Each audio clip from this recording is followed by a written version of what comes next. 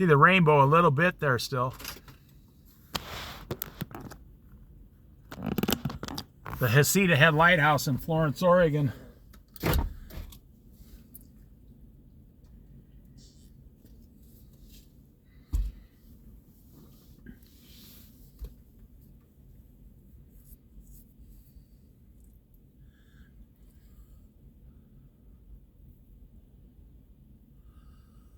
So the Bible really doesn't talk about happiness. That's kind of a worldly concept. What you're looking for, the Bible says, is peace. Peace and happiness are not the same thing. Happiness is something you have when someone throws you a birthday party, or you're throwing them a birthday party. Peace is something you have when everybody starts screaming and fighting at the birthday party. When you're still at peace. The Bible doesn't preach happiness, it preaches joy.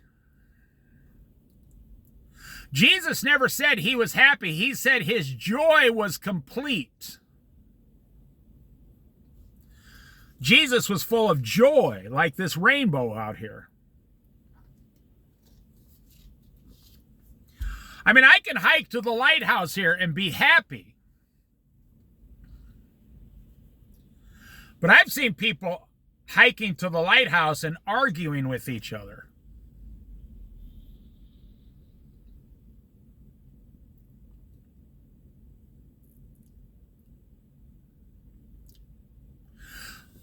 I would say years ago, I was actually hiking somewhere very beautiful like this on the coast with my wife. This guy was coming down the trail of some lighthouse, arguing with his wife. I mean, they were arguing very well.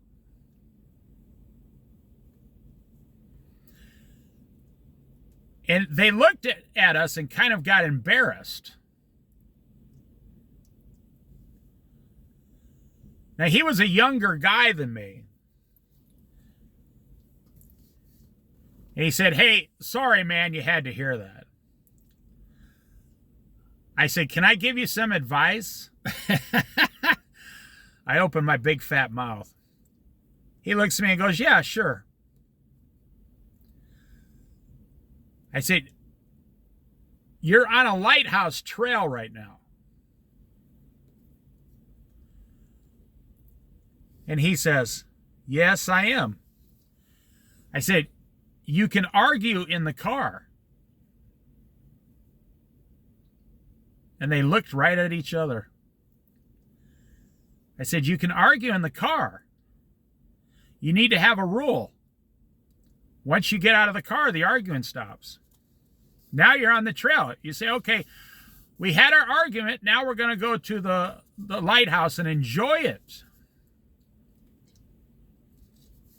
And the young guy and his wife are like, "That's incredibly amazing advice. Where'd you learn that?" I said, "I'm a Christian for Jesus." I said, you got to come up with little rules like that. I mean, I was married like 30 years at the time. So this is like 11 years ago.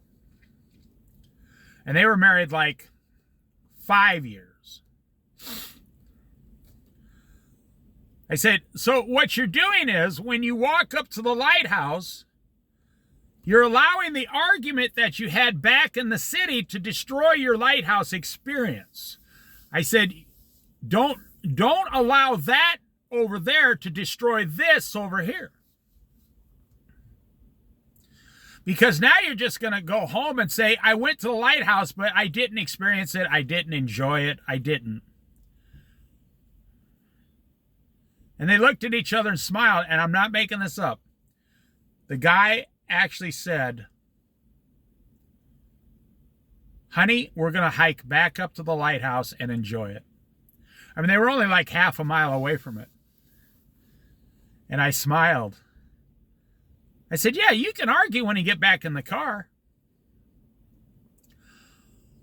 So they kind of laughed at how foolish that sounds. They went up to the lighthouse, sat there, held hands, looked out for like, I don't know, 20 minutes, smiling.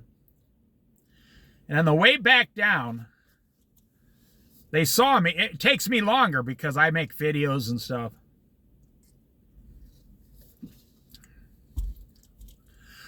The guy looked at me and said, hey, thanks, man. I said, wasn't that a lot more enjoyable? And the guy says, yeah, you're right. We'll never forget that advice. We can argue in the car. I said, me and my wife, we have an agreement. As soon as it's time to go to bed, we stop arguing. We kiss goodnight and say, we love each other. We hug and go to sleep. That day's done. We're done. So we're going to go to sleep now and enjoy our sleep. So when you get out of the car, now it's the lighthouse time. Now it's the trail time. I mean, you don't want to, you get out of the car, you go into a restaurant, you want to enjoy the food you're paying for. They just kind of shook their heads and said, all right. And they left. What you're looking for is peace. You're not looking for happiness. You're looking for joy.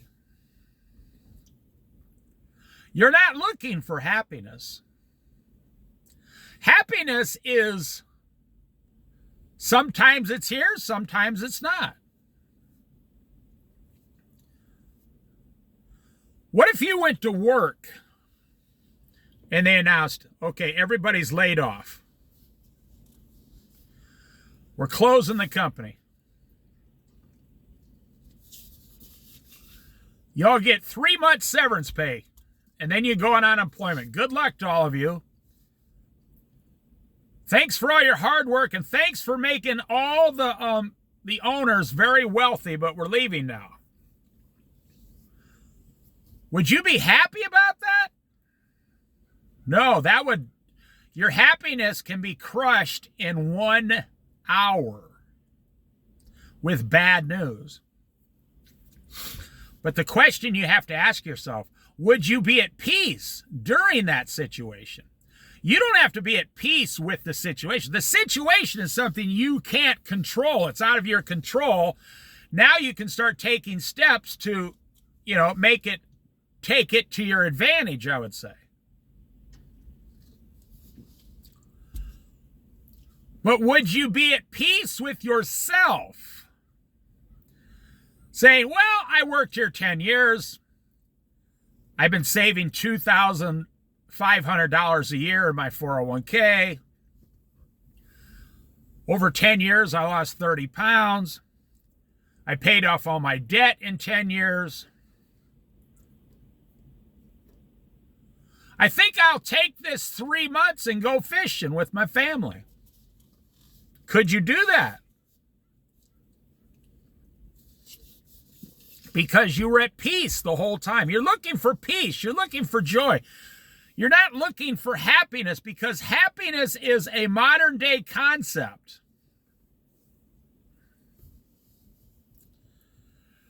For the first 6,000 years since the Garden of Eden, man really never went around trying to be happy. They were in a survival mode, looking for moments of joy and peace and love with their family. But with modern technology, don't worry, be happy.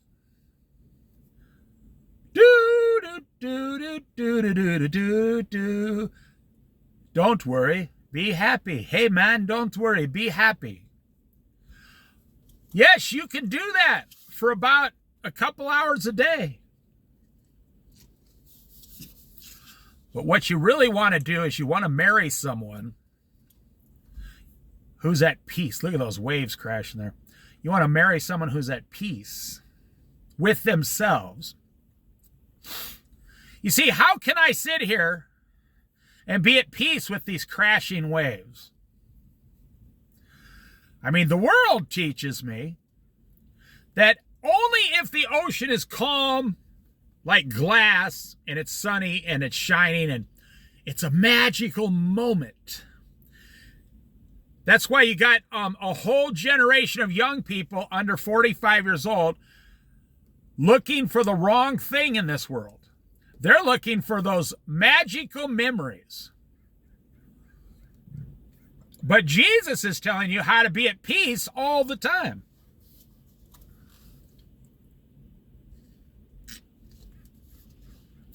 Through sickness and in health. Through wealth and in poverty. Through gains and losses. You see, I just made a video, a rainbow came out.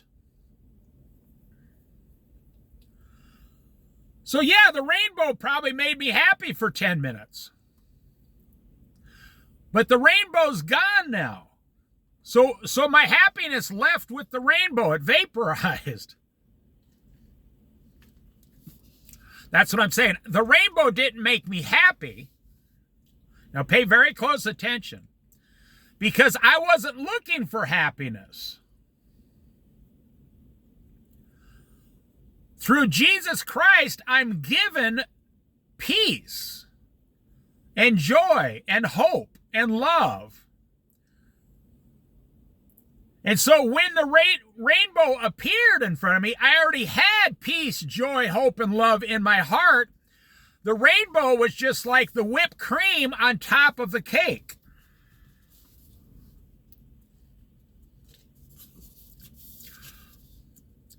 Or the icing on top of a cake.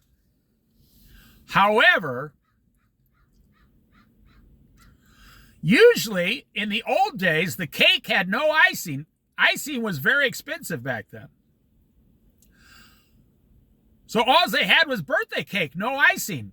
They used to put dried fruit inside the cake. If you really seriously look at all the things in our modern society that's trying to convince you to gain happiness. Oh, I need yogurt today because it makes me happy. I need a double cheeseburger because a single cheeseburger is not enough. A triple cheeseburger will make me 3 times as happy. Happy. It really is the dumbest concept on the planet. And I can prove it to you. I want you to think of the worst problem you've had this year, 2025. What was the worst problem or situation you had? And now think about it in your mind. Now, would it help you if I went up to you during that time you're having this problem and I said to you, hey, man, or if you came to me and said, I need some advice and help. I need some real help. I have this bad situation. I need some actual help. I say, I got your answer right here. Hey, man, don't worry. Be happy. Would that help you? It would annoy you. You would be so freaking annoyed at that moment. No, it would be like if don't worry, be happy, like if I poured salt in your wound. You'd be more miserable, more angry. You'd be like, I don't trust this guy. You'd know immediately that's not the answer to your problems. Don't worry, be happy. That's not the answer. That's not going to help you. But if I went to you and said, okay, here's what Jesus says during these types of situations, and we sat down and read 10 Bible verses about true joy, love, hope, and peace, you'd say, that really helped me. Thank you. I will work on that, and then next time I have a problem, it won't be near as bad, right? I'm going to follow Jesus Christ, and next time my problem won't be near as bad.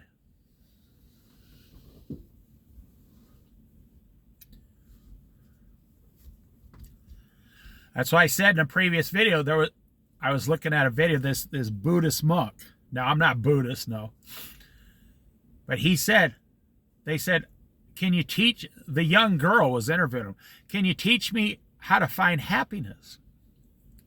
And he paused and smiled and gently said about himself.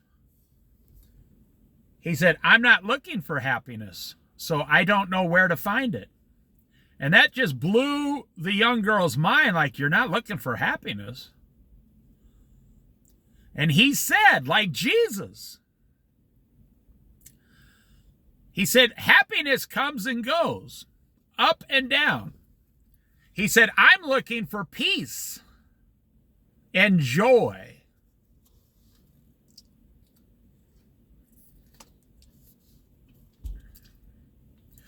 Now, when you have a relationship with Jesus Christ, when you have a true relationship daily with Jesus Christ, you get to, now, I've experienced this, everyone I know who, like ministers and things, are real strong Christians who, and I say strong in the sense of that they practice their Christianity daily. They start their day with Christ, they're with Christ all day, and they end their day with Christ. Like I do. You get to a point to where the world cannot provide what you're looking for. And wow, that's where I'm at. I've been there for a long time, but people ask me, how come you don't do certain things like the rest of us? I say, because I've experienced too much of Jesus. And they say, what's that supposed to mean? Well, if you lived in heaven with God, like an angel lives in heaven with God. Do you think earth has what the angel's looking for? No. If you live with God as an angel, do you think coming down here with mankind is going to show an angel what they're looking for? No. That's why you don't understand the sacrifice Jesus made. He was in heaven. He was God, and he came down as a man. He left paradise to come down to this fallen earth and help us. He gave up heaven. This is something that's not talked about near enough. He gave up heaven for 33 years to save our souls. And 75% of people reject him.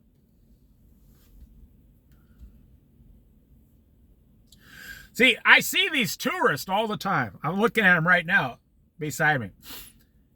They get out, they're looking for happiness. They're looking for happiness. They're totally looking for happiness. And now, let me say, they're white people. And I'll tell you why I'm bringing up their skin color. I say white because they were born and raised Americans under the happy, don't worry, be happy society. And they got, okay, they're leaving now. They're in a $60,000 passenger van, like 8 of them got out. And they all took a picture of those rocks over there. Oh, man. I had to take a drink there. So, they're all taking a picture of the rocks. And they all smiled. But then it wore off. And they said, okay, where should I go now? And now they're going to go down the road, probably. Maybe to the sea lion caves. See, that's why Americans are broke. I'm telling you, there's so much information in this video. You should listen to it 5 times. It'll change your life. That's why Americans are always broke. That's why Americans are always broke, because every time you go and do something, it costs $30 more per person. $30 for gas. $30 for dinner.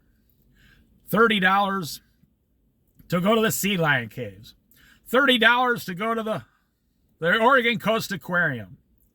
$30 to That's why you're always broke, because you're willing, you're so searching for happiness that you're willing to give an arm and a leg and the last dollar in your wallet. The money's in your wallet. And you look in there and you go, But that's the problem with today's site. We don't have money. It's just a little number on a card and you never see it, so you never see it going away. Now, let me get to why I said that, average white person in America, because you may not know this. In Japan, it's every Japanese person's on their bucket list. On their bucket list in Japan, they're Oriental, Japanese, to see the Oregon coast once in their life.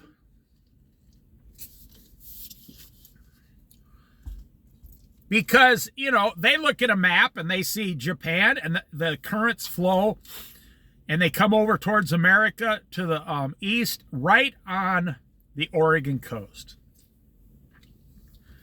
And we got a lot of sister cities here with Japanese sister cities. I'm telling you, I never knew this before I moved here. They want to come, and they will spend $20,000 coming here with their whole family once in their life for like 2 weeks between flying here and airline, and they'll take 1,000 digital photos. So every American I see, every white American, gets out,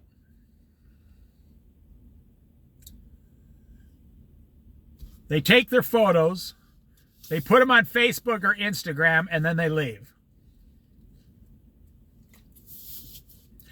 Now, with Japanese people, they fall into two categories I've noticed over 20 years here. Now, remember, we're talking about a video about not happiness, but peace. 50% of the Japanese tourists get out here and they act exactly like the white Americans. They take the photo, snap, snap, snap, snap, snap, and they're happy. They're temporarily happy.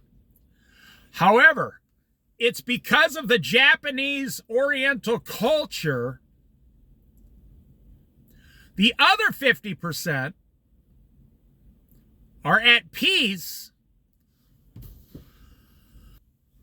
completely at peace. And you can tell they get out of the van, they stand there a little longer, they smile, they soak in the air.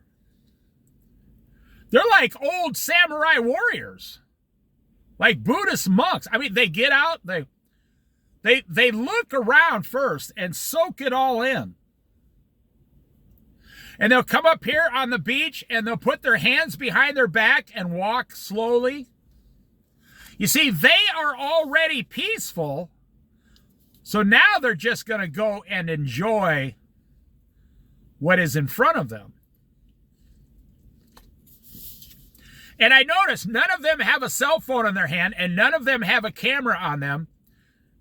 They just have themselves, their clothes, and some money. That's it. And they're just completely, they're not walking around like an American. I mean, I see Americans on the beach here, white Americans with cheeseburgers and fries and strawberry shakes walking around eating. Like, you can't walk from here to the sand down there without taking your cheeseburger with you. And I'm telling you why, because you're looking for happiness when you should be looking for inner peace through Jesus Christ. They're not the same thing. Happiness is moments of temporary happiness. Peace is something that stays with you at all times. The Apostle Paul was in prison, chained to other prisoners, chained to a guard, chained to the bars there, chained to the floor. And he says, I'm at total peace and contentment. And so he started preaching to every prisoner in there. I heard a minister say once, could you imagine being chained to the Apostle Paul? And he starts preaching to you for 4 hours. By the time he got done, you were giving your life to Jesus Christ. And you never even heard of anything like that. And it's just like Jesus to say, hey, let's start the ministry inside of a prison. Now, that's not actually where it started, but it's just like Jesus say, hey, Paul, I need you to preach to prisoners. And Paul would say, okay, I'll go over there a couple hours a day. And Jesus says, no, we're going to do the real quick system. I'm going to have you go to prison, be chained in prison, and you can just get them all saved immediately. It says even the guards believed what Paul said and became saved.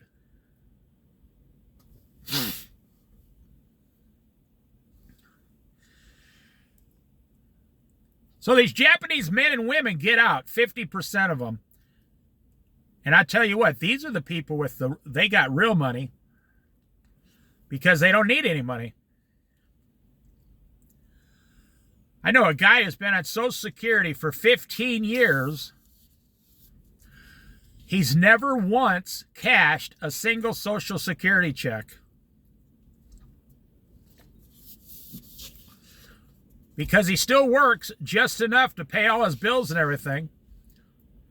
His house is paid. I mean, just his monthly bills, like electricity and such, phone, gasoline, auto insurance. His health care, which he's on Medicare, so Medicaid or whatever, like $150 a month. No, he has saved $1,200 a month for 15 years, and he doesn't even look at it.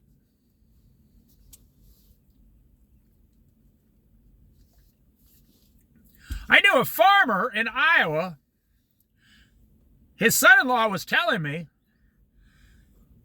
my dad doesn't believe in welfare. He thinks Social Security is welfare, which it's not. He said, it wasn't his dad. His father-in-law, it was his wife's dad. He refuses to take Social Security.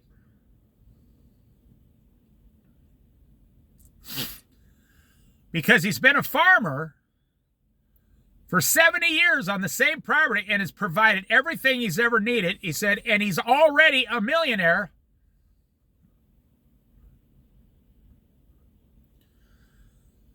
With land and everything, but he doesn't spend any money. He said he lives on like $20,000 a year.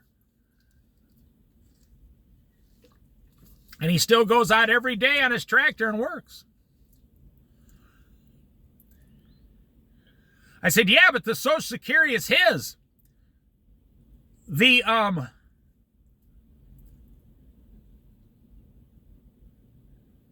If he doesn't take it, the government gets it for the debt. It's just wasted. He said, well, we've tried to talk to him about it. He won't take it. He's at so much peace already. I said, well, you tell him that I said he's being selfish. And he goes, and he was going to defend his father-in-law. I said, how's that? I said, you tell him that your friend at work here said, sir, I grew up around farms. You're being selfish. You could take the money and give it to your children for free if you don't want it because they could use it. You could divide it up amongst your children, an extra $1,200 a month. He had 4 children. You could give them each $300 a month and help them out the rest of the time you're alive. And the guy looked at me and goes, I never tried that approach. He says, I'm going to see him for dinner this Sunday. I'm going to tell him what you said. And I'm not making this up. The guy comes to work like 3 weeks later. We were cooking at a 5-star hotel. We were chefs. And he says, wow, he says, I can't believe my father-in-law thought about what you said. He said, I never thought about it that way. I could be giving free money to my family if I don't want it. He said, that is kind of selfish. He said he's going to go down and sign up for Social Security, have it put in his account, and send his children each $300 a month until he dies. I said, well, sometimes it just takes an outside, point of view or whatever. He said, we've been trying to talk him into taking Social Security for almost 10 years, and you come along and talk him into it, and he doesn't even know you. I said, well, because he wants to be a helper. Your dad's a helper. So if this will help his family. He goes, yeah, we're all going to get $300 a month extra now, thanks to you.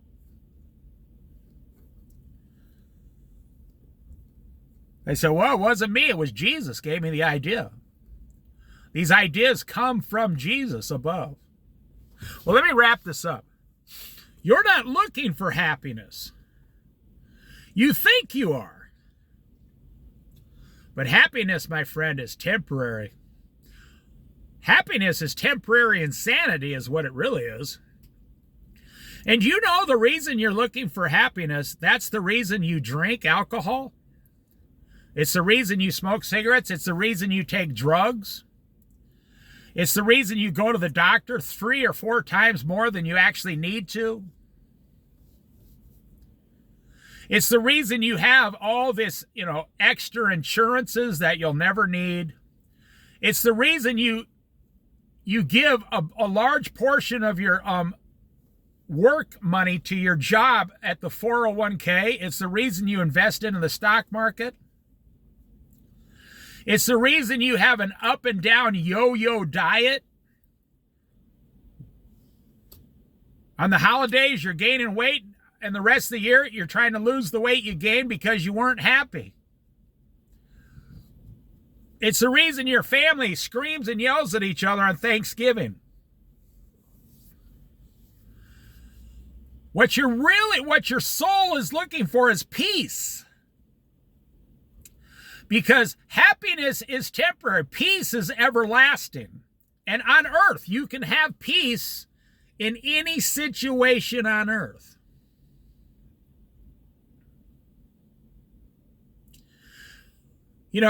Look up here. Look at the camera. See the trees up here?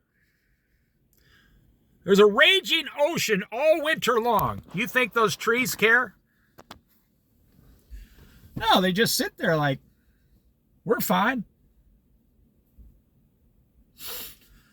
When the storms of life come, are you all upside down looking for happiness, or are you at peace with it?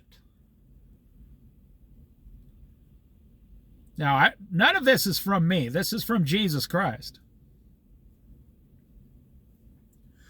You shouldn't teach your children how to look for happiness in their life, because you're dooming them. You're dooming them to a lifetime of disappointment. How long is it going to be before my wife disappoints me? How long is it going to be before I disappoint my wife? Which is probably 3 times more. It's every week we're going to disappoint each other in some stupid way because we're flesh, F-L-E-S-H. We're human.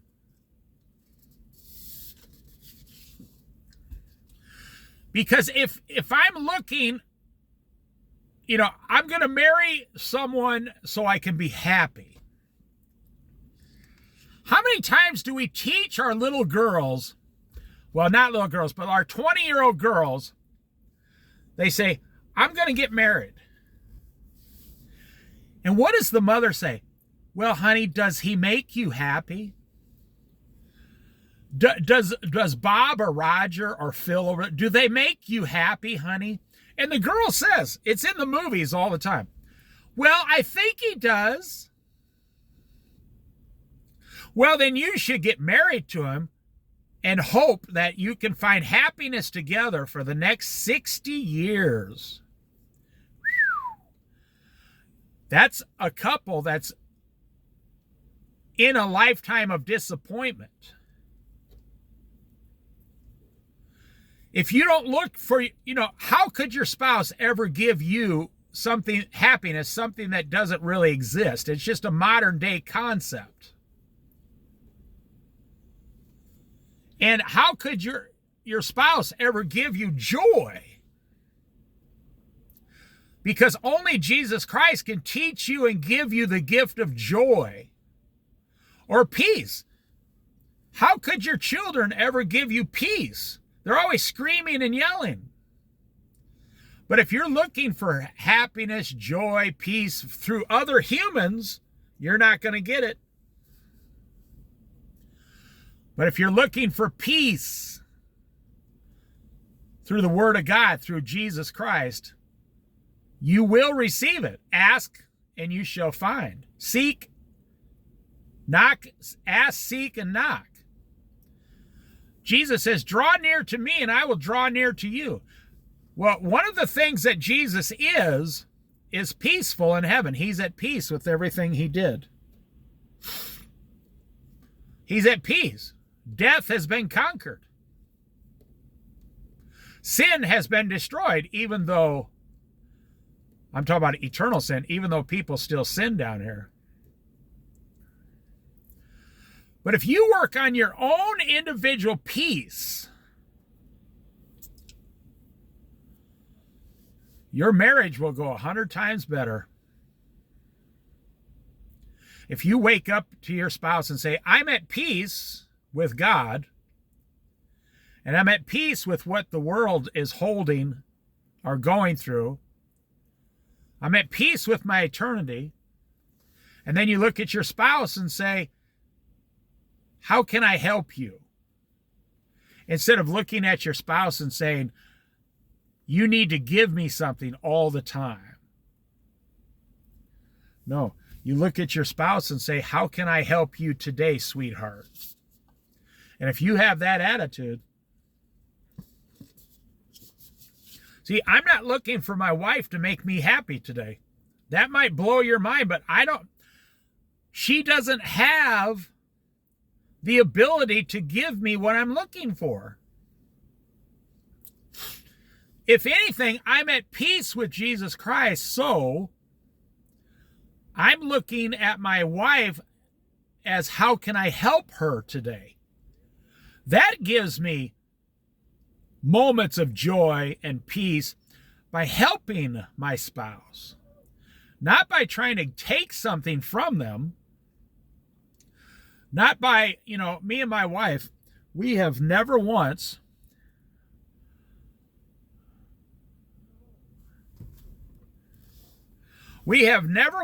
been the couple that says, okay, we got $38 in the bank. You get half, I get half. She's going to go out looking for peace with her, $18. I'm going to go looking for peace with my $18.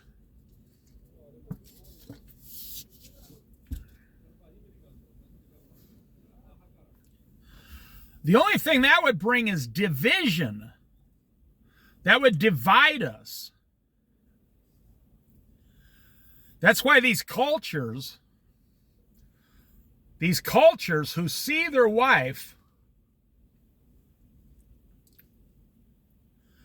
these cultures that see their wife as someone less than them,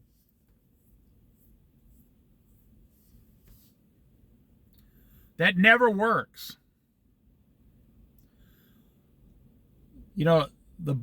The Bible says, love your wife as you love yourself. Love your wife more than you love yourself even.